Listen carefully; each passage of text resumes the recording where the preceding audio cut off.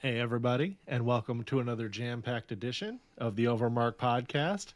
I'm Dave, as you all know, and now let me introduce you to the man who still thinks Surge is a food group and that MySpace could have made a comeback if they just gave him the password. He's the only guy I know who can quote South Park, cut a promo, and fix a busted Xbox controller all in the same breath. He's fueled by Cookout, Chaos, and whatever's left of the early 2000s. Ladies and gentlemen, my co-pilot in all this madness, the man, the myth, the beard, which is gone now, actually, so that doesn't work, but we're still throwing it in there anyway, TJ. Oh, shit. No, it's news that Wrong I'm here. one. That's okay. Well, the news is TJ made it, and he shaved today. Yeah, I did, and I got this thing on my lip now, so that's a big plus. Well, you can't really see it. Oh. You just see that there's like a little red mark or something. You like people that are like, yeah, it's a cold sore. It's like, is it? Or, hey, have you got that documented? But and I got news for you. Yeah, same here. But anyways, yeah, I appreciate the intro, Dave. Yeah, I decided to shave. It'll be back by the time it gets too cold out. But yeah, man, here we are. We got another week. Monday, starting her off. We got Raw here in about an hour, so we might wrap it up just in time for that. But beyond that, we'll be talking about SmackDown. Yeah, SmackDown Collision. And they were both two pretty shitty episodes of wrestling. So if you were going to cut out right then and there's your reviews, ladies and gentlemen. We'll see you next time. Not great. No, wait, actually do listen, though, to the whole thing. Yeah, we need to get our listen hours up. But, anyway, Well, listen anyways, because we're two very, I don't know the right way to put this. We're two entertaining gentlemen that you guys can't get enough of, and here we are. And that being said, why don't you keep taking us on? Actually, no, before that, you have a fun weekend? You get anything cool? Man, I didn't do much of anything. Just Ascension? Shameless plug here for the World of Warcraft players out there, but the Bronzebeard fresh server launched on Ascension WoW, which is like a private server type of deal. I've never done the private server stuff before, but this one's actually pretty fun. Yeah, so that occupied a good chunk of my weekend. I stayed up until like 2 o'clock in the morning on Saturday. This is the first time that I've stayed up that late in a long time, and I still woke up at 6 o'clock in the morning, like ready for more, without an alarm or anything. That part's pretty annoying. Just goes to show you that there's serious demand out there for a Classic Plus by Blizzard if done right. If there was a concurrent over 50,000 players online at a minimum the entire time over the weekend. Well, you know that like if you're getting that many people willing to do it for free, there's more that are going to be willing to pay for it because it's done by Blizzard. So, right. It wouldn't even take them that much. I'm sure the people that put that version of the game together for that private server was probably like a group of like 30 people, putting it like they're having a real job and doing this on the side. So, I mean, they could literally reverse engineer the private server data and just be like, well, we're repurposing this for our stuff. You don't like it? Too bad. It's our intellectual property. Go F yourselves. Well, I feel like they could easily put their own effort in and probably release something pretty special. Hopefully that's what they've been working on. It's pretty rad. It's like a Classic Plus type of deal for the folks that don't know. It's based on the Wrath of the Lich King leveling cadence and talents. So you're still level 60, but they come up with these runes and mystic enchants or something. I can't remember the exact verbiage that it lets you unlock the other talents from your tree so that you still end up having a full fleshed out talent tree as opposed to just filling out one section and being kind of wonky. Yeah. And the leveling cadence is really fast. It's 30% faster than regular classic 1 to 60. Well, So because it's the wrath leveling cadence. But yeah, it's pretty cool. I don't mind regular classic. Like I said, I just want regular classic, but just 10-man. And I'd be pretty happy with that. Well, that's this. I know, It's but with no 10-man changes, flex really. up to 15. Yeah. I get that. This is actually not that I'm trying to sell you on it. It's a lot better than I expected it to I'd be. hope so. It'd be weird if you were playing and it was fucking terrible. Well, yeah, I wouldn't be talking to you about it right now. I wouldn't have played it beyond Friday or Saturday if wasn't having a good time with it. It's free, so it's a good time filler. It's not like I had to pay for it. Although I did buy Final Fantasy Tactics. I pre-bought that, and that released I think last Tuesday, and I still haven't touched it. I'm probably not going to get whatever. it till the holiday. Maybe get a little bit of a deal on it. But I don't blame you. yeah, but yeah, I didn't do too much. I just sat around, and funny enough, yesterday I got this Xbox emulator going or whatever. That's got some of those games that we're going to be doing that casino stuff with that we talked about earlier. Super simple that'll stuff. be cool. Well, yeah, where you're taking these original Xbox games. You remember the Dead or Alive Extreme with the girls and the volleyball? Yeah. I mean, what more would lend you towards people watching your stuff than that somewhat? And then you got the cards mixed in, although it's really not about the other stuff. It's mainly just the cards. But this one's like Right. so you're taking that one and it's being upscaled to 4K. It runs at 240 hertz. So, I mean, I couldn't imagine a better looking experience. It makes the game almost look somewhat modern. But I played a whole bunch of other games that I messed around with. Jet Set Radio Future. It looks amazing. Oh, cool. It's cell shaded, and those games always hold up really well. So we went, or not we, I just went and did the same thing, 4K, 240, and they could take that game, release it like that, and it would hold up to any modern game. It's great. Well, leaving money on the table. Well, it sounds like we had a nice, relaxing weekend. That's great for both of us. We don't always get the luxury of such a thing. So, having some uninterrupted Fights were good too. relaxation time is nice. Yeah, they were. I watched a little bit of it. I didn't watch the whole thing. Yeah, Pierre got his belt back. I was busy. Oh, nice. Yeah, he knocked the guy out in like a minute, 10 seconds, I think. So he did not have it for very long, I guess. Yeah, isn't that funny? He lost to that guy, and then like about 5 months later, got it right back.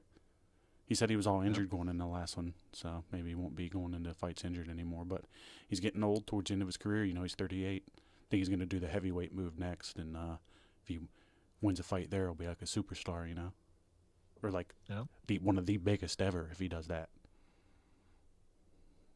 That's crazy that he won it back. That's good for him. Doesn't happen a lot, especially at that old of an age. Most people 35 plus aren't winning belts in the UFC anymore. No more Randy Couture's, That's long gone. Yep. Usually they're way out of there before then. But anyway, speaking out of there, we're gonna get out of this side topic here, and we're gonna move on to back into the show because we've almost completely derailed it, but we're circling it back around. We got today we're going to be talking to you about SmackDown from October 3rd, 2025, Collision from October 4th, 2025. We got a bit of the news, and then we're going to get the hell out of here because we got things to do this evening. We're going to try not to go too long, but who knows, maybe we will. Don't forget to follow us on all of our socials at OverMark ENT. And you want SmackDown or Collision, TJ? I'll take a Collision. I'll be nice to you. All right, cool. Well, either way, it's not great. So anyway, we got a SmackDown from October 3rd, 2025, with an attendance of 7,246, set up for 7,753. Looks like a 507 left over at the Heritage Bank Center in Cincinnati, Ohio. And they might have ended up selling it out, 500 left by over. the time that we get these numbers reported. It's usually like day of show, hours before, or the day before. So you never know. They might have ended up selling it out. You know what I just Usually remembered? if they What's that? I'm really sorry for doing this. So I just called you out because you said there was 5,000 tickets left over. I never did those push-ups. Oh shit. Well, next episode. Next episode. Remember. Unless you want. Okay. Next episode. Putting it in here. Hold on. Okay. I'm sorry to interrupt and derail this, but this is something that we never follow through on any of the shit that we say we're gonna do that happens mid-episode. That's true. Because we can't remember nothing. And nobody holds us accountable. So Yeah. hell yeah. So we're holding ourselves accountable here, unlike a lot of people in this industry, we'll say. Oh, I yeah. guess. I think we will say that. Thanks, TJ. Appreciate you being honest. I'd have forgot about that forever. Same here. I literally just popped in my brain. I can't believe it came back. Little nugget. Weird. Well, speaking of nuggets, we got They were down moving into the 5,000 quick match results here. from the last time they were here. Oh wow. Yeah, that's how down their product is right now. They were at the same venue? I believe so. All I saw was that they were down 5,000 since the last time that they were there So that city. it wasn't set up for. Oh, okay, I gotcha. It doesn't matter the setup. That just means that they knew they weren't going to sell it. Yeah, probably. Well, anyway, we gotta do these quick match results and quickly get out of here. We got Cody doing a promo at the start of the show and getting interrupted by Heyman and the Vision. And they came out there to kind of menace and intimidate Cody. And, of course, Randy Orton was right there to, have Cody's back. And it set up our main event for the evening while they were also setting up what I assume is the main event for Crown Jewel of Cody and Seth. Yeah, decent little promo segment here, kind of a by the numbers. SmackDown, we're creating a tag team main event here. But, yeah. What'd you think, TJ? Stone Cold didn't need somebody coming and saving him when he was in the ring with two other guys. He either whipped their ass or got his ass whipped. He did not have somebody there having his back all the time. Sometimes The Rock, sometimes somebody would come and bail him out, but he didn't need somebody there having his back. I liked everything besides that. Cody, at some point, they're going to have him beating guys 2-1. I hate to break it to you. Stand on his own. Yeah, but that's what they're there for. If these guys aren't willing to put over your top guy as being the top guy, I mean, there's not much of a point in them being there, right? Yep, that makes sense. I hadn't considered that, and that is 100% true. Very good points. Very good points. You don't see LA Knight with somebody. Sorry, you don't see LA Knight out there with people. They come to help him afterwards, but he doesn't want somebody there helping him during going out with someone. And because he knows he knows what's up. Definitely. That's a very good description. Well, speaking of descriptions, I'm going to describe what happened next. The Miz turned on Carmelo Hayes, and no, you perverts, not the kind of turn on that you're thinking of. He attacked him from behind. Again, not what you're thinking of.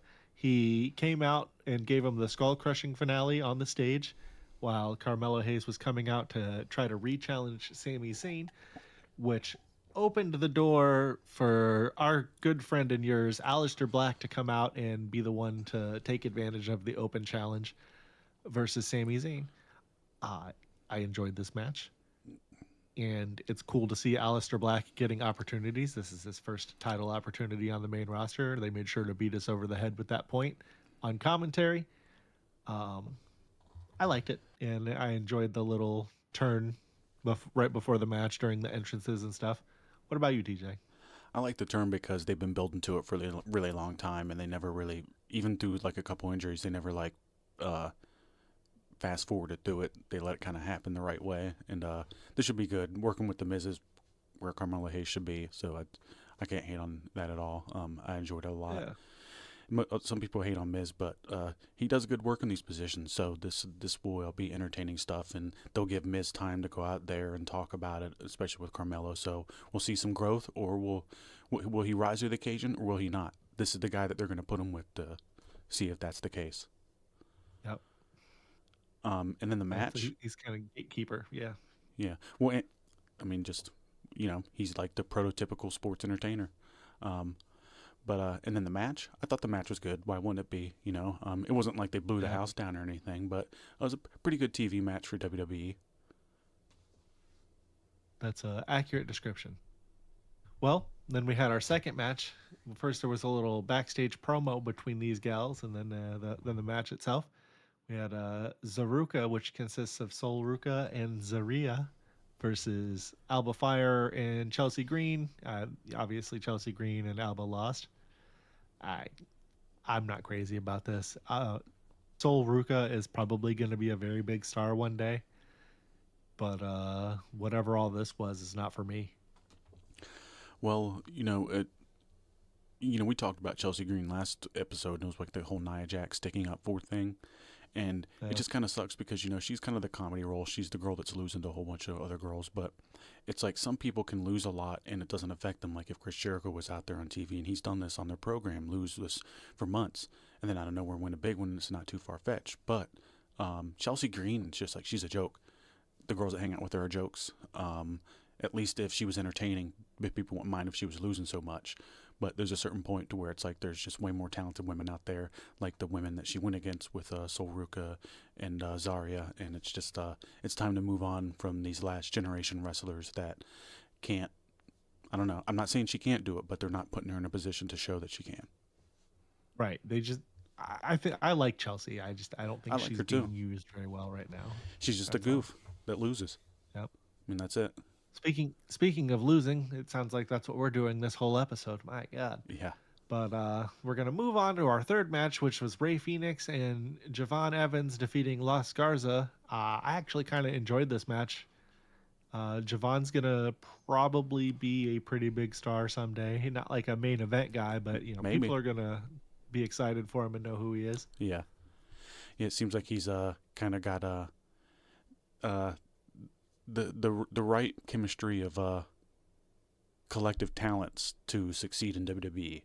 And Rey Fenix generally does everything pretty good that he's involved with, and it just sucks that he doesn't have more direction because I was saying before he came over that he could be just as big like their next Rey Mysterio, and they're not really treating him like that, and it would be so easy to do so. And Angel and Berto or whatever, they're just there doing the same thing they usually do, but they're not putting out bad matches most weeks. They're just kind of there. Yep. Well, you know how you can. We're not bringing them up in a negative fashion a lot, even if we're kind of like they're just there, indifferent on them. Yeah. So at least they're not doing anything offensive and not bad a bad that match makes us though. like, oh fuck these guys. Damn. Yeah. They're solid in ring guys. Well, speaking of solid and in the ring, we had Tiffany Stratton and Stephanie Vakir doing their match contract signing for the Crown Jewel, and they got interrupted by Julia and Kiana James, and they kind of had like a little brawl deal, and our two championship girls stood tall at the end there, and I'm looking forward very much to this match. The Crown Jewel probably have some pretty good matches on it, I think, but a lot of these good on paper cards lately have kind of not been great in actuality. Well, so who knows? I think at least the cool stipulation here is at least when they have like the world champion versus world champion, no matter what, there's stakes on the line. This isn't going to happen every Raw. This happens maybe once a year. So it's like, who's the top world champion for this year? What's the top belt for this year? So there's actually consequences to this, when you look at it that way. And the matches, if they're not good enough for you in ring, which I'm sure they will be, there'll be also that added importance to it. So I always like that. It adds the extra little seasoning to the match that helps me get more into it. But yeah, this wasn't okay. I feel like this signing, the little contract signing they did, this one, it wasn't too great. It was kind of by the books, and they didn't have them get physical with each other because that happens every time. So at least it was a little bit different in that sense, right? Yeah, there wasn't like them putting each other through the table or some wonky bullshit. Yeah. Well, and that takes us to our main event. We had the Vision, Braun Breaker and Bronson Reed. They actually beat Cody and Randy and the tag team match. I don't remember much of what happened here. I was kind of starting to fall asleep. Even on the rewatch, I got distracted. But yeah, I mean, it was a decent enough tag team SmackDown main event from what I remembered. Almost every main event on a lot of these shows seems to be Braun Breaker and Bronson Reed in a tag team match, like I just said, and it's I don't know, it just makes me space out because it's just like, how many months of this same exact shit are we gonna watch? The only thing different here was Cody and Randy, but it's like, I'm watching it and it's just like, man, it wouldn't be too much different if the Usos were in there right now, or LA Knight and the Usos, or whoever else is against them. I don't know. It's not their fault. I just not that into it. Same shit, different toilet. Yeah. Well, we're going to move on to high point, low point. And I'm going to tell you what mine was. And it was Sammy versus Alistair. That was a shining star in a otherwise mundane program. Excuse me. Are you all right? Yeah, had like a hiccup there. Yeah, it wasn't the best show for sure. My high point was The Miz turning on Hayes for the reasons I mentioned earlier. They've been building for it, and now it's happening. So, and it'll be good. And I don't hate on The Miz like a lot of other people. Like, he's not my favorite by any means, but he's definitely not bad. So should be all right. Well, yeah, you can't deny that the guy is talented, even if you're not a fan of what he does. Like, nobody stays working at that company for, 15 years or whatever he's been there, 20. It's not like not a lot of guys on that list of 20-year guys. Yeah. 100%. Well, I'm gonna tell you what my low point here was, which was Zaruka versus the Hervis. I just, Yeah, same thing. we're not gonna beat a dead horse. Same thing here. It's funny because there was some week like what was it, Otis and Tozawa, or what were like tagging against other people for like another like 8-month stretch of the show similar to this. It's like this is the version of that, and I don't know, just I don't want to see it anymore. Yeah, it's we're kind of over it at this point. And yeah, we are. Speaking of over it, we're gonna tell you what our rankings are now, and that'll let you know how over it we actually are. I gave the show a big fat 3. It was just fairly below average. I don't know. People are going to say that we're getting jaded because we keep shitting all over the shows lately. But, if you go back and listen to some of our other shows, we were 6s, 7s. Oh, shit, this week was really good. They got an 8. So, I mean, we're not immune to handing out good scores. It just, I don't know. Yeah, they've been putting out a lot of both shows. Have just been terrible lately. Some AEW's been putting out some of the worst shit they've ever done, and WWE was, for around WrestleMania 40 and before, and then about a year afterwards, they were putting on good stuff, but not too much anymore, huh? Right. They fell off pretty hard after Mania this year, I think. Well, no, they hung it in there for a while. I remember us giving good scores to some episodes for a while. Usually the mixed shows where they had both rosters on the show. The SmackDown and the Raw, yeah. But we're going to talk about another show here. Not the best SmackDown. Let's hope that it gets better. And we're going to be talking about Collision here from October 4th, 2025. They had estimated tickets distributed in 1954 and a setup of $24.75 at Lakeland, Florida at the RP Funding Center. So we're going to jump into the quick match results here, and we're going to try to be quick with this one. Or not. We'll see. It depends on what we got to say. But we got Kevin Knight defeating Dax Harwood, and we had a post-match confrontation between Stokely and Miller Nightingale, and it was disrupted by Megan Bain. They could have disrupted me because I wanted to go to sleep during this shit. When you're making me... when Dax is on the screen and you're making me want to go to sleep, you done goofed. Yeah, it's not great. It sucks to see the people that you like involved in goofy shit. And it's funny because I think like Willow's probably the best girl they have on the roster, and she just lost. Yeah, I'm gonna say something positive about AEW because we've been crapping all over this lately. They do have quite a few women on the roster that are very, very talented. Yeah.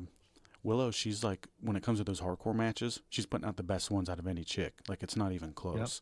Yep. And I feel like her promos come off naturally as her, and they feel really genuine.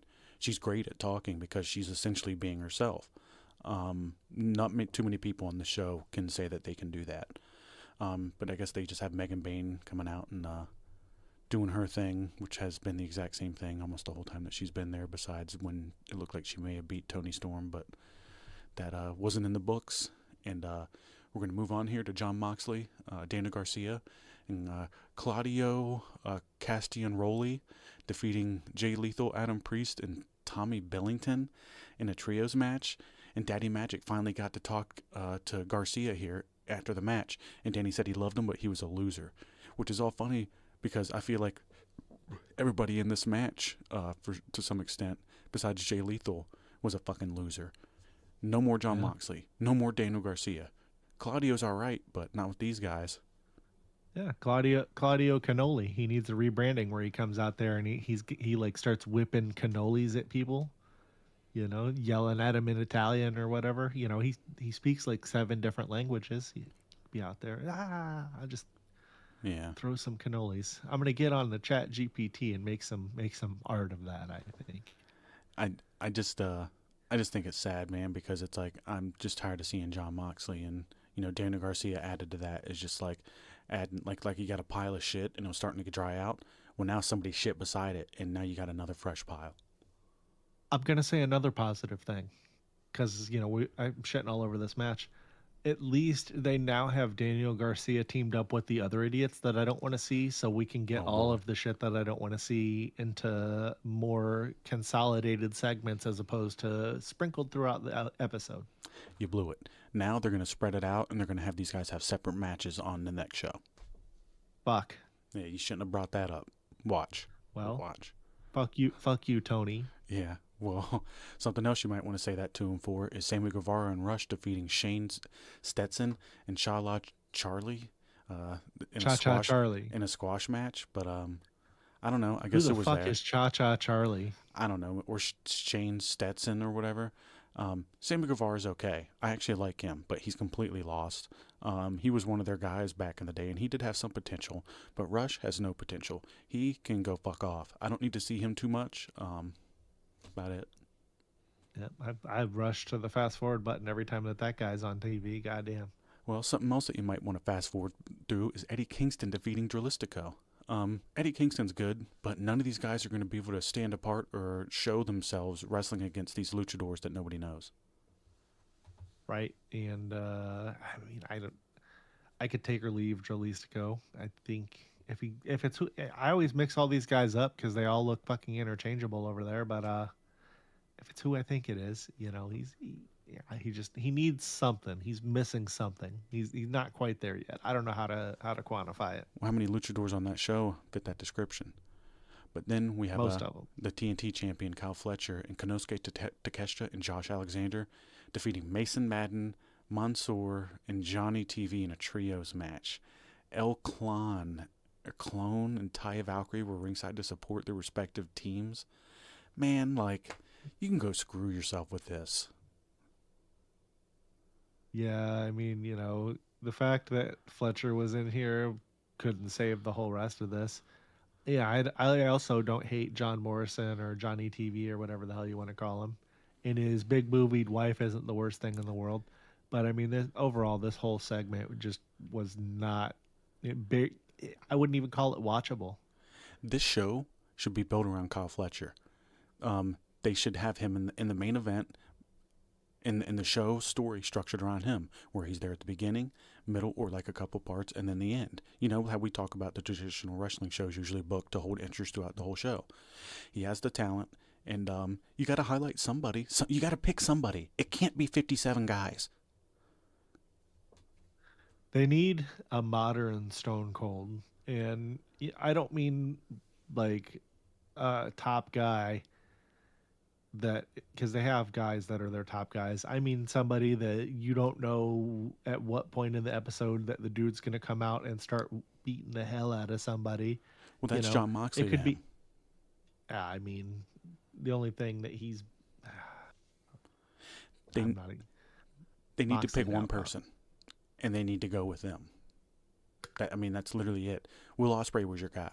You had the perfect opportunity to do that. But we'll talk about this another time. We're running our mouths again. Jamie Hayter defeated Anna Jay. This really wasn't that long of a match compared to what you think it would be, but it was okay. Yeah, I didn't hate this. I like both of these gals. AEW Women's World Champion Chris Statlander and Timeless Toni Storm laid down in the ring together, and they had a chat about their title match at Wrestle Dream. They were eventually attacked by the Triangle of Madness, but Harley Cameron helped even the odds. This was different, but I don't know. I don't really know how to explain this. Like, normally I'm more into Toni Storm stuff, and I just really kind of wasn't feeling this. It could have been better, but I didn't dislike it. It was good enough. I'm not meaning it's bad. I don't know. Like like Toni was the highlight of the shows that she was on for a while for me, and it just hasn't felt like she's been that important to me for a couple months. You know what's funny is I noticed that I have misspelled Timeless in here, and it says Timless. She's Timless Toni Storm. She has no Tims. Well, I guess she's minus me. But So then we got Pac issued a challenge to face Orange Cassidy next week in Jacksonville. Pac looks like if he put like Kenny from South Park suit on, that he would be Kenny underneath there. That's essentially as much thought that I put into breaking down or talking about this match. He looks like Tom Hanks from Philadelphia. Yeah. Sorry, is that too old of a reference? No, I thought I heard some weird ass noise, but I guess I didn't. But anyways, let's go ahead and move on. Google that, you young people that don't know what the movie Philadelphia was in the early 90s with Tom Hanks. Yeah. But then we got Orange Cassidy, Kyle O'Reilly, and Roderick Strong defeated Hechicero, Lance Archer, and Rocky Romero in a trios match. So I guess this is just having a match to have a match. I'm sure that they're going to say that there was some kind of story anywhere, but too many trios matches. They're never really defending that trios title either. Just not a lot of stuff that makes sense here to me. Nope. So, what the hell are those called? Those big kind of half circle chairs that are made out of wood, and they have like the big cushion in them. Like it's like a Papa San chair or something like that, right? I don't know. That's what I think of every time that someone says Hechicero. How's it spelled? I don't know. Papasan. Papa San. Yeah. Yep. Yeah. I know that that's strange, but that's just what I think of when people say that. Whatever. I mean, it's got the thing chair in it, Chero, so I can see why you might think that. But you might hear some dogs here. Cora just showed up, so the dogs are down there. I think that maybe Hechicero is Spanish for Papa San chair, actually. Oh, okay. That'd be funny if it was. But anyways, we're gonna go to our high point, low point here. So I know we skated our point through or our way through this one here, folks, but this is a toughie to talk about because it stank. Man, fuck this episode. But what was your high point, Dave? Well, my high point was the Chris Statlander and Timeless Toni Storm promo. I kind of enjoyed the uniqueness of it. Okay, that's cool. I could see that. Well, then mine was Orange Cassidy versus Kyle defeating Hechicero and Lance Archer and Rocky Romero. Whoever else they were with, I don't know. But because the show was done at that point. So I was glad that the show was done. That's how bad this was. Yeah. Yeah, it was pretty dog shit. Yeah. Well, my low point was the Death Riders versus the Jay Lethal, Jay Priest, and Tommy Billington thing. I don't need to see any of those guys except for maybe Jay Lethal in a prominent position, not whatever this is. Yeah. I guess he's working with their perceived top people, so that is a prominent position. I guess I don't know. Whatever that might mean, but But mine was the whole show. But if I had to put it down to one thing, it's the same thing you said: the Death Riders versus some tossed together group. I mean, that's essentially what it is, and it's just nobody has any time to show off as a single star in this company. It's wild. I give the show a 2. Well, that's fairly accurate. I also gave it a 2. I was just noticing I got like a box and shit in the background. I'm sure it's not showing up in the video, but whatever. You're good. If it is, everybody look at my garbage. Nah, I can't see anything. But the only thing I see, though, is the same show every week with nobody being elevated to the next level. And if somebody like Kyle O'Reilly, not Kyle O'Reilly, Kyle Fletcher somewhat does seem elevated, it's just because of their hard work and people seeing it, not what's being presented on the show. And it's a tough watch. There's just so many different options that they could go here, and instead it's just the same exact shit over and over again. Well, I couldn't have put it any better. And we're gonna move on. Like you move on after you have gone to the bathroom and it was unpleasant. Oh no. Watching this episode of Collision is kind of what I equate that to. Yes. An unpleasant bowel movement. And that said, Oh man, every week there's that noise before we start talking about the news. And I got news for you. Oh, okay. and then Mr. T, always welcome addition to the program. I know that guy always freaks me out, man. But talk about something that like freaks me out, man. It's the segment that we're going to be starting off with, this new segment, and so basically it's going to be talking about the next heir to Triple H's throne as the CCO, the Chief Content Officer, and kind of like the face of the company. So there's been the story going around the past couple of days about people talking about who could eventually replace Triple H as the head of creative. And, you know, we're not saying that it's going to be happening anytime soon or anything, but it's one of those what-if conversations that I guess people like to get going, huh? Yeah, and the thing people miss is that Triple H isn't just a creative guy. He's the figurehead, the Dana White of the WWE. He's the dude you stick on ESPN to tell the world that the company's doing great while somebody's throwing a fit backstage. Yeah, exactly. He's more than a title. He's the face, the voice, the guy who makes wrestling feel legit. You know, he's corporate enough to play the game, but he's still a wrestler at heart. You know, it's that rare combo. And it's kind of works out good for the boys, too. He's that good medium. Yeah. So even if he ever does step aside, which probably ain't anytime soon, they're going to just plug in some random creative writer. They'll want someone known, someone who can talk, and someone who the fans actually give a shit about. Right. You know, that's why like some of the other guys that they were talking about, like Brian, I'm going to say this wrong, but Gerwitz, you know, that idea makes some sense a little bit because that's Rock's his boy, right? And if there's one thing that The Rock's good at, it's getting his family member and friends to the door in WWE like it's a revolving door. It's just constant. Gerwitz does know the business. He's been there forever, and he's tight with the biggest star on the earth. That's his personal writer now, too, anytime The Rock comes back. That's the guy that he has writing his stuff for him, and he did back in the day. He was a part of their writing staff then, too. Yeah, and that one I can buy. But when you see names like Drake Maverick or Robert Roode, I like those guys. But come on, they're not going to be figureheads. They're great in the roles that they've got, but nobody's lining up to watch the Robert Roode era unfold on Raw. I know I'm not. I mean, Maverick's funny. Roode looks like a manager at some kind of expensive steakhouse, I guess, but that's not the face of WWE creative in the company at whole, right? If Triple H ever steps down, it's got to be with someone that's got to be like a serious star power, a brain for the business, and the ability to sell this to the fans, you know, a promoter. Yep. And you know who actually fits that? Punk. Yeah, I think he's the obvious choice that people talked about in that list of people that we saw. He's a great talker, huge star. He understands the business. He understands the fans. And for better or worse, people know him. You know, you need that. He's controversial, sure, but, you know, that's part of what makes this effective. You know, controversy definitely generates hype. I mean, Dana White's definitely like that, too. Oh, yeah, exactly. And he's the guy who can walk into the press conference, say something smart, piss off half the locker room, and then make you want to tune in next week. That's the kind of energy that keeps wrestling alive.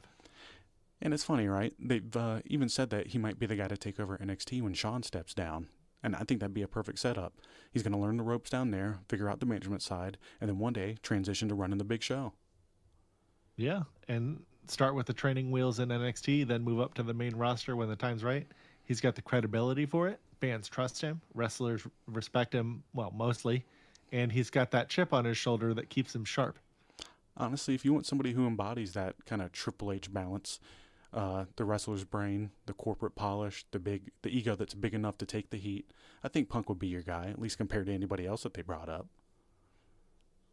Yeah, and the only real difference is Hunter's corporate suit actually fit. Punk would probably just wear a hoodie to the board meeting. Oh, I hope not.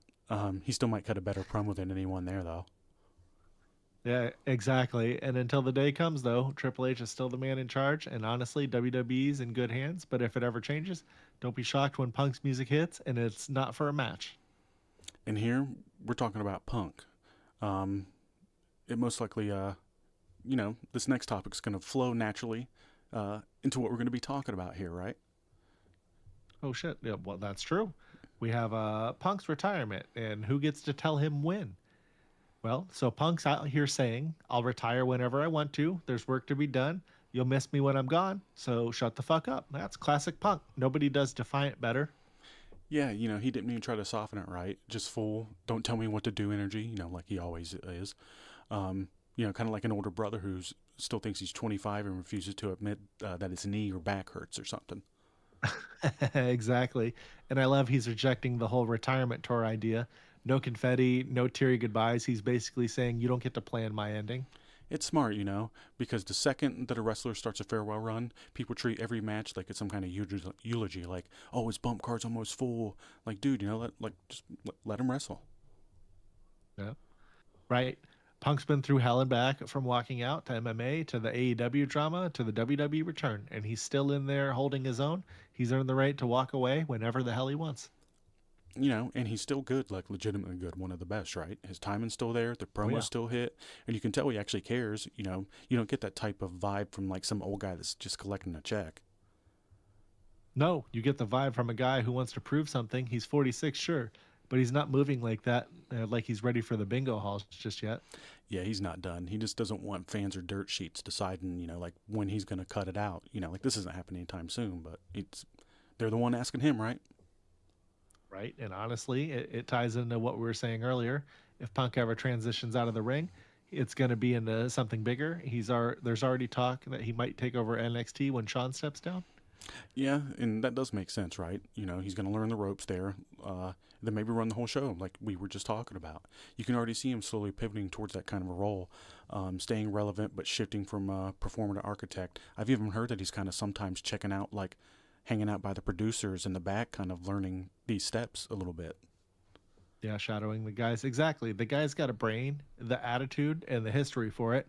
He's going to be around for a long time. Yeah, and from the looks of it, Punk's a WWE lifer now. He's finally found a place that fits his energy, where he can give back. So even when he does retire from the ring, he's never really going to leave the wrestling spotlight. Which is fine by us. We've been Punk fans forever. The guy's always been one of those voices that wrestling needs, brutally honest, sarcastic, and unfiltered. Yeah, he's like the mirror that wrestling doesn't want to look into, but I guess they need to, right? And the fact that he's found his footing again in WWE, well, it just kind of feels right. Exactly. So if he says he'll retire when he's ready, then cool. Let the man cook, as the kids say. Yeah, I agree. I mean, we heard this. It's funny they're talking about this now. I feel like we heard this, and maybe we're somewhat talking about this like 5 months ago. But yeah, I'm definitely looking forward to whatever future Punk may have. But like how we were those other guys that aren't on camera figures, how Triple Yeah. H comes out and starts the show, and like hypes everybody up and does all that and does the ESPN like press and priest, and you need a well-known figure to do that, and it just Well, the person that's going to take over his Triple H's position is going to be it's one of the top guys. It's not going to be yeah. it's not going to be a Cena. It's going to be like somebody that loves, like they live and die. They're not doing anything else. This is their passion. Yeah, makes sense. And he'd probably, if he ever took it over, he'd probably get AJ on the creative team. She knows what she's doing. Not that I don't know. You never know. When you when you said A, I thought you were going to start bringing up maybe something else, and I was going to be like, I don't want to hear that word in here again. Oh wow, you're talking about. Whoa, yeah. How did you know? Nobody's got that Well, here. Nobody's got AIDS. Yeah, I don't want to hear. hear that word here again. Oh man, yeah. Polly Walnuts, huh? Son of a bitch! Oh man. Well, speaking of that, we got this segment here, and it's basically talking about Cena running his own farewell tour, his retirement, so to speak. So, Oh well. Get it all out, you little hoa. oh no. So here's one for the. Did WWE just let a legend write his own script, or is this just Russo's bullshit? So, or maybe some of his bullshit files. I don't know, whatever the hell this says. I'm having a hard time here. But Vince Russo claims that Cena's been calling his own shots on his farewell run. In short, he's allegedly shaping his storylines, outcomes, angles, and essentially running his own creative. Yeah, I saw that. Now take it with the standard. Vince Russo said something, so maybe not disclaimer, but you know how these things go. There might be a kernel of truth. Hold on. All right, so When you look at this run so far that Cena's done, it does kind of feel like patchwork, right? The Rock vanishes out of the heel angle with Cena, turns, and then the angle starts shifting mid-show. Stuff that feels like last-minute rewrites. That's been his whole thing here. Yeah, right. And it's like he showed up to the set and said, "Okay, cool. What's actually going to happen this week?" And then the writers were like, "Cool, let me move these markers around." And Russo's version is that Cena was playing chess while WWE was scrambling with checkers. He says that the run's been botched, internal politics messed with the plans, and some angles were basically improvised when the Rock stuff fell apart. Makes sense.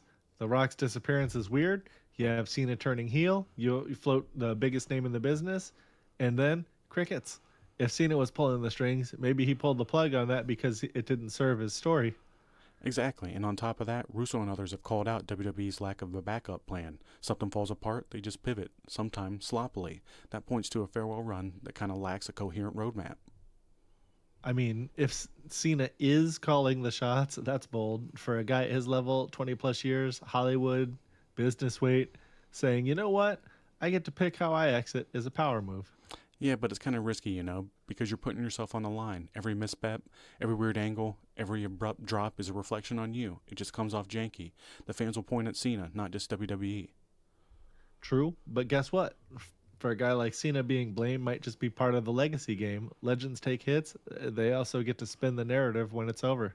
Absolutely, and here's the big tie-in with it. If Cena is doing this, it kind of follows the blueprint that we talked about earlier with Punk. Control your narrative, control your exit, and you don't let others frame your last act. Yeah, and considering Cena's history, status, and clout, I wouldn't be shocked if he's got the creative leverage no one else at his level gets. Maybe WWE said, "Fine, you get this farewell how you want it, within reason." Yeah, that could be. If so, it may explain why his run feels so random at times. He's not necessarily carrying out a master plan from WWE. He just might kind of be pulling the plan out of his ass. Yeah, and if that's true, we've got a farewell run that's half spectacle, half Cena's last stand. Whether it works or not, it's going to be on his terms. Oh, no. Exactly. And for us, we'll watch, critique, laugh, and call bullshit when needed because you can't let someone commandeer their own exit without us acting like skeptical fans, Yeah. It's funny how we were talking about two guys near the end of leaving WWE. In our next segment, we have a guy still in his prime who just got fired from the WWE. Well, it's we got Oh wow. Well, maybe we won't.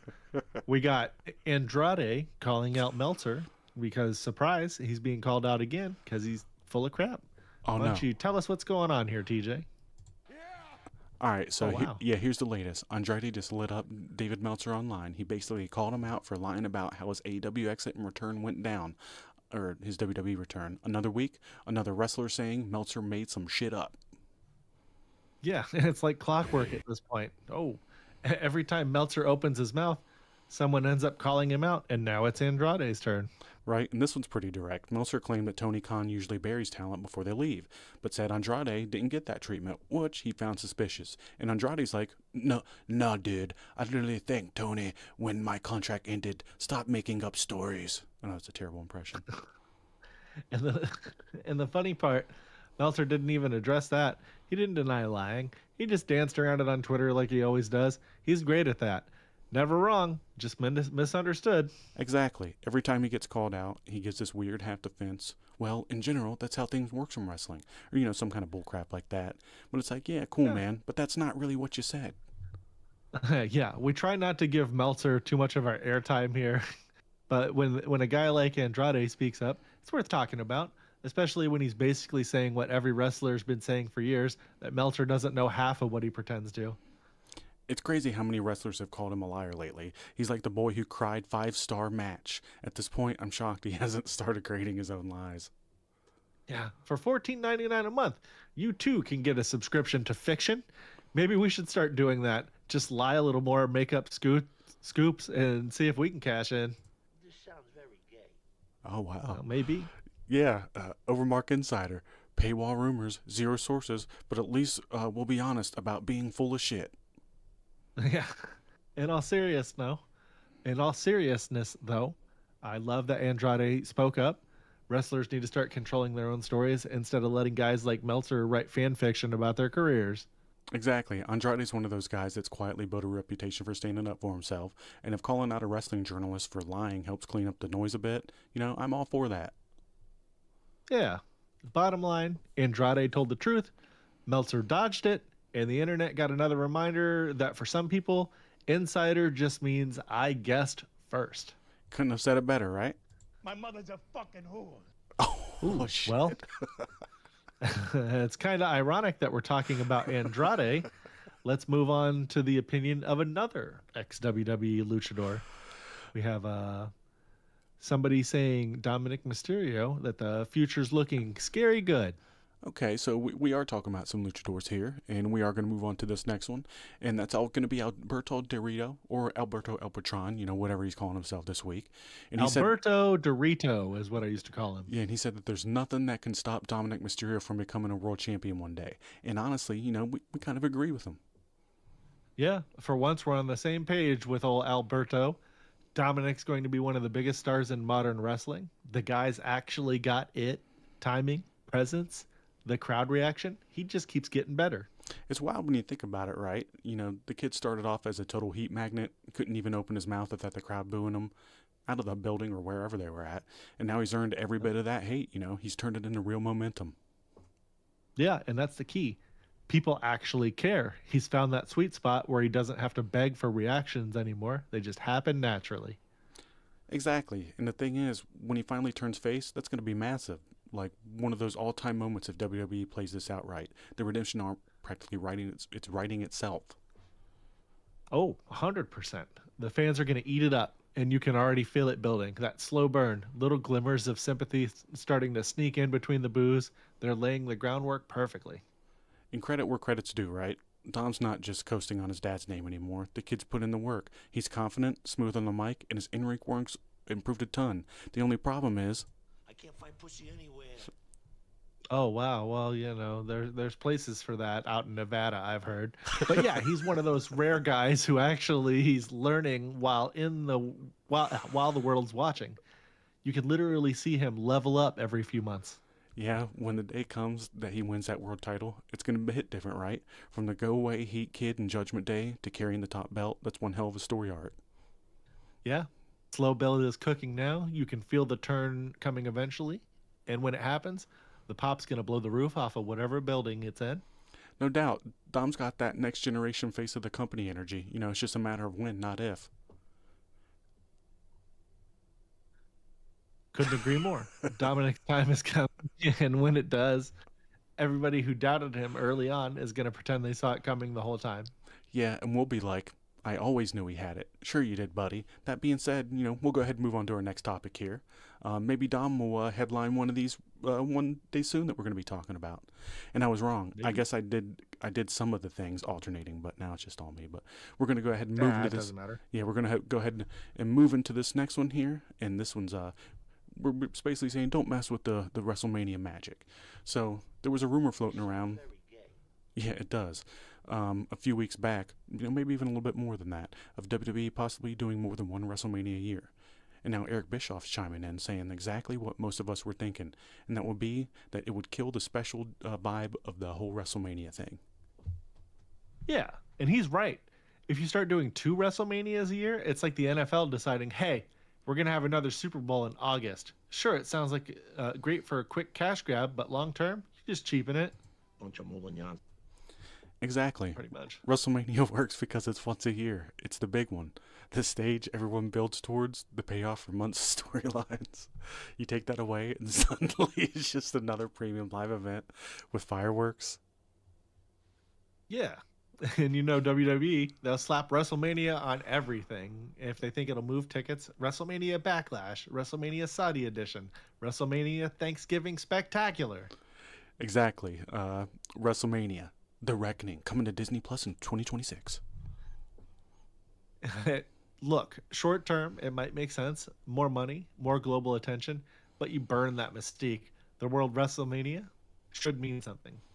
Yeah, it's supposed to feel like the Super Bowl wrestling, right? That's what they call it. And if you start doing more than one a year, it's going to be like having 2 Super Bowls, and it instantly becomes less of a big deal.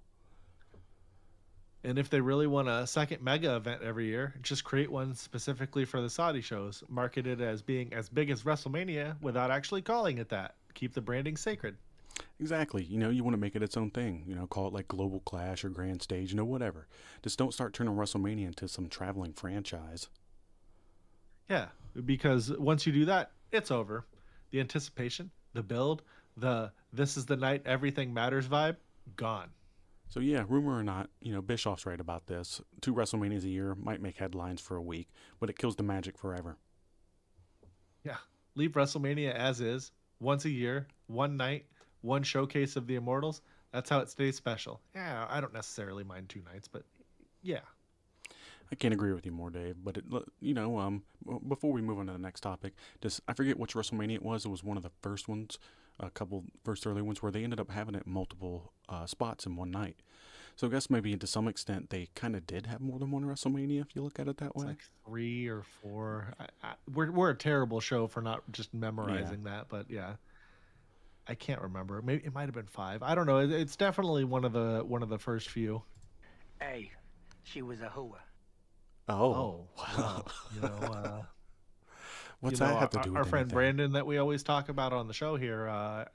Rumor is Brandon was secretly gay. Yeah, I heard that too. It was kind of funny.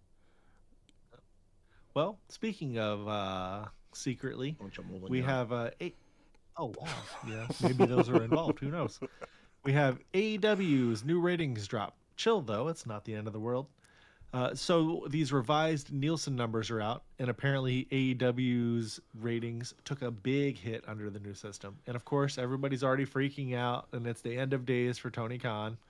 Yeah, people love to hit that panic button pretty quack. Relax. We were literally warned this was going to happen. Exactly. And some people in the know clearly saw these numbers ahead of time in early testing. That's probably why the word started leaking that the new method was going to shake things up. Right? And before anybody starts doing AEW obituaries on YouTube, we haven't seen the WWE numbers under the same Nielsen system yet, so we still don't have the full picture. Yeah, and for all we know, WWE could see a dip too once these adjustments kick in. It's not about who's better, it's about how the numbers being calculated now. Exactly. This isn't a wrestling's dying story. It's kind of like a math change story. AEW's not suddenly crumbling. Nielsen just moved the goalpost a little bit. Yeah, and honestly, the kind of drop makes sense. Their live TV attendance has been way down lately, and this just might confirm what we've been saying. The AEW fan base isn't as big as people think. It's just really loud. Yeah, the diehards are super vocal online, but that doesn't change or always mean that they're tuning in every week or buying tickets or spending any money at all. The data is just exposing that the gap's a little bit more clear now. Exactly. And it's not even new. AEW hit similar ratings lows about a month ago under the old system. So this isn't a sudden cliff that everyone's pretending it is. Yeah, I remember that. And this isn't time to panic. It's just time to watch and see how it plays out. Let's see what happens once WWE side of the numbers come out. Then we can actually compare apples to apples. Right. So everybody just chill for a minute. Sky's not falling yet. Yeah, we just got a number week in wrestling Twitter pretending to be Wall Street here. And we'll keep an eye on it and post you as it develops, right? Wow. I didn't think that would be a great opportunity to switch to a guy that works in AEW, but maybe we wish he didn't. What? Yeah, I don't know. So that sounds a little bit goofed up there. I don't know in what way that works, but we do have a great opportunity to switch to talking about AEW since we were just talking about their numbers.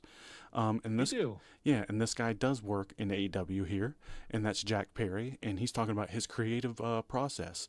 But we have a little bit of an opinion for him, and that's buddy, please stop. So apparently Jack Perry's out here talking about his new creative process for those comeback vignettes, and we're sitting here like, what creative process? Yeah, that scapegoat gimmick was dead on arrival. Didn't connect, didn't get over, and now he's acting like Christopher Nolan with a GoPro. Exactly. Add him to the ever-growing list of former TNT champions that AEW pushed and the fans immediately forgot about. The guy's had more reboots than the Spider-Man franchise. This whole I'm deep and misunderstood angle only works when the audience actually cares. Jack Perry out here filming these low budget art school promos like it's his senior thesis. You fucking whore. Oh man. And we could tell that he filmed those vignettes himself, right? They stank. The pacing, the delivery. Up the poop shoot. Oh no. The symbolism, it felt like watching a rejected Mountain Dew commercial. Dude, you're not edgy. You're not mysterious. You're the same Jungle Boy who was fun to watch because you were an underdog baby face. I don't know how funny he was to watch. That's where fun you than belong. Not trying to be a tough guy when you weigh $150 something wet. Yeah, and no one's buying this whole tough guy act that he has from a dude who looks like he just got done tuning a ukulele. Go back to being Jungle Boy, you know, team up with somebody, you know, like your dinosaur buddy, and just do what you're good at, being the lovable underdogs. Yeah, and maybe, just maybe, take some of the advice that the veterans are trying to give you instead of pretending you're some misunderstood, I don't know what that word is, otter, I don't know. Arter. I'm saying that Arter? wrong. Fuck, Yeah. I don't know. I went to school in Florida, ladies and gentlemen. Wrestling doesn't need another self-proclaimed genius. It needs people who they can actually connect to. Well, how about if I know one when I see one? Yeah. Right, not everything has to be this deep cinematic universe. Sometimes fans just want to see someone wrestle well and show some heart. Exactly. You want a creative process? Step 1, listen. Step 2, stop overcomplicating everything. Step 3, don't film your own vignettes. I couldn't have said it any better, Dave. Sometimes the best thing you can do for your career is stop pretending you're smarter than everybody in the audience and probably everybody in the back. I've got, the faggot king here. Oh, wow, you do. Yeah, wow. Welcome to the program, Your Majesty. Yeah, thank you. And what do you think that you have to say about Jungle Boy here? He's a fag. Oh, wow. man. Yeah, and our buddy Digbar actually had something to say about him, too.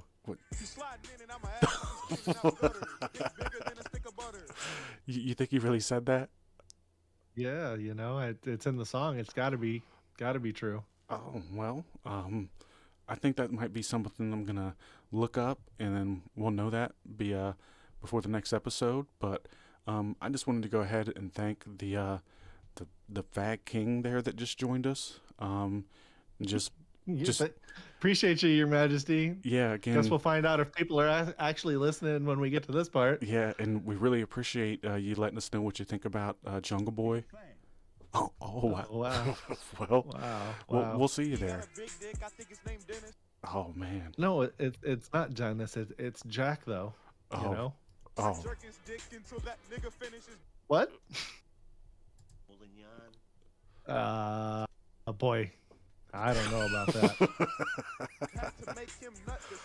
Oh man. He didn't have a clue. He didn't have a clue, did he? Wow.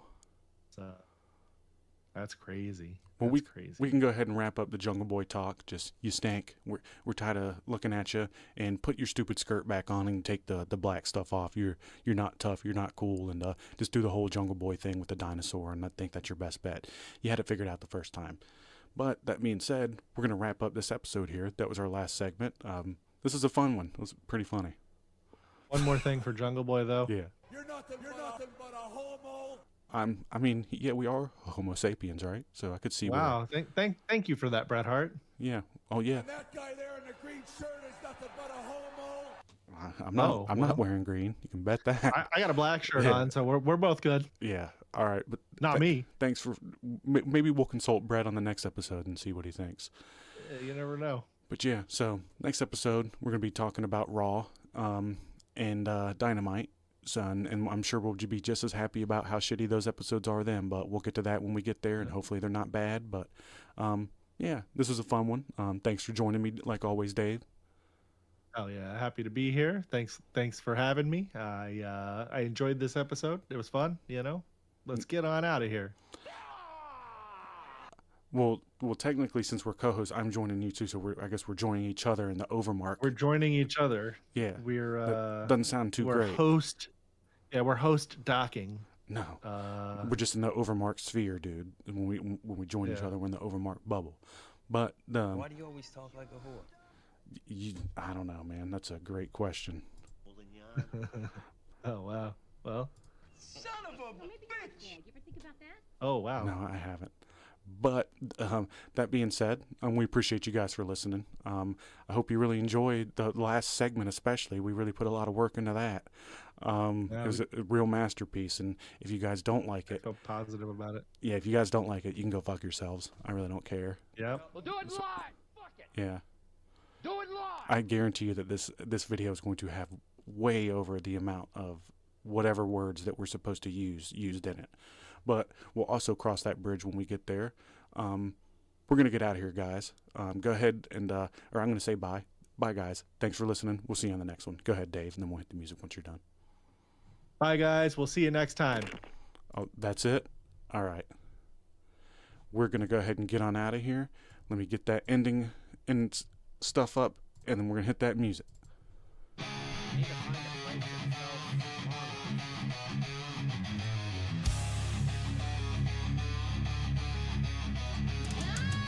DJ's yelling at a gift, Dave's eating crab. We skipped our bills to watch Raw live and ranked 800 wrestlers just to survive. Our muscles are fake. Our takes are loud. We booed a toddler for chanting too proud.